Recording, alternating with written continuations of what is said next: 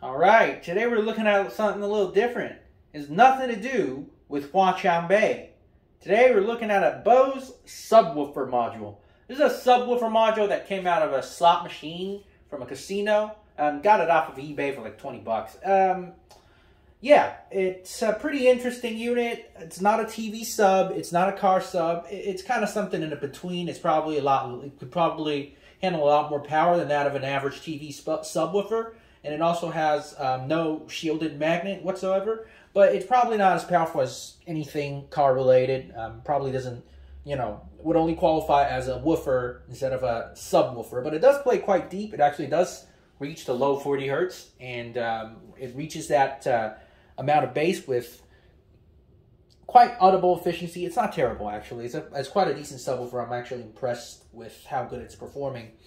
Still, it's interesting. It is a bandpass with a 4.5-inch woofer in there. It's not necessarily a woofer. There's one of those Bose 4 ranges from the 901s. And that's pretty much it. I will take it apart. I'm going to first do a quick sound test. And then I'm going to take this thing apart.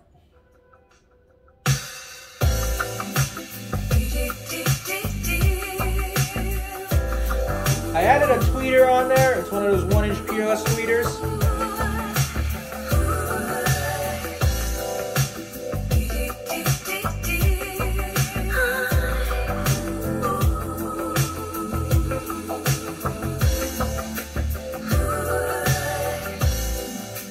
Is it just a dream living inside my fantasies? Come to me. You are in my thoughts. I never stray from the heart of you. Come to me.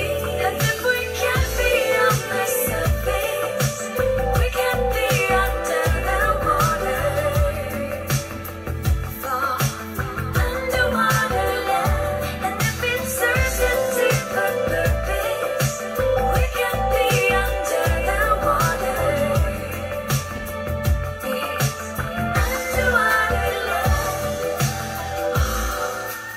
Am I touching you? I wanna feel every part of this. Come to me. Forever and a day, whatever feelings take hold of you. Set me free. Yeah, quite decent. It's got quite decent amount of bass, and it's not boomy. It's actually quite deep.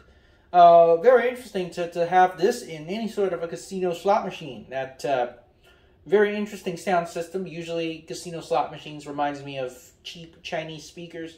The 4-inch ones that you get at the local electronics market in Taiwan was like, what, $2 or something. But no, it's definitely not $2. Very interesting. Let's take it apart and see what we have inside. Alright, this is what we have inside. There's a bandpass enclosure. This is the bass port. This is the other side of, the bandpass enclosure. We're looking at a 4.5-inch loudspeaker driver. It's a full range, just like you see in those 901s. Let's get this open. I'll show you the back side of it. It really isn't anything new. You can just look up 901 replacement woofers. The same shit. This is the back side of the woofer. Just very standard 901 woofer driver.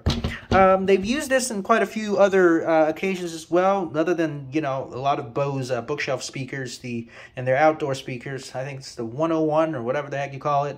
All those stuff. They actually have quite a few variants of these. They have the star cone variants. They also have like a treated cone variant from some of the Japanese versions. I think those also have like a cast aluminum frame, but all the same form factor. They have a lot of variants that look like these. They've been used as subwoofers, mid-ranges, full ranges, everything. Especially a couple other cases that they use these as subwoofers is the Wave system, the Wave boomboxes back in the 80s. They used the exact same driver as a subwoofer, also as a bandpass enclosure. So yeah, this is basically it. It really isn't a lot of stuff in here. Really isn't very complicated. There's no passive crossover in this or anything, so I'm pretty sure it's DSP driven. And judging the fact that this came from around probably the early 2000s, Bose is already pretty adept at tuning DSP back then, and I'm pretty sure they came up with this for one of the casino slot machine manufacturers, and decided to just install this in their system as an upgrade to, you know, generic cheap casino 4-inch Huaqiang Bay drivers. So yeah, pretty interesting. They got the enclosure of their own. Yeah, I'd say that's quite an interesting find. And that would wrap it up for today. I will make some more interesting audio design videos. I am probably going to make one for these Bang & Olufsen drivers. I've always said that I was going to do that, but I never had the time to. So, I guess. Anyways, there you have it, folks.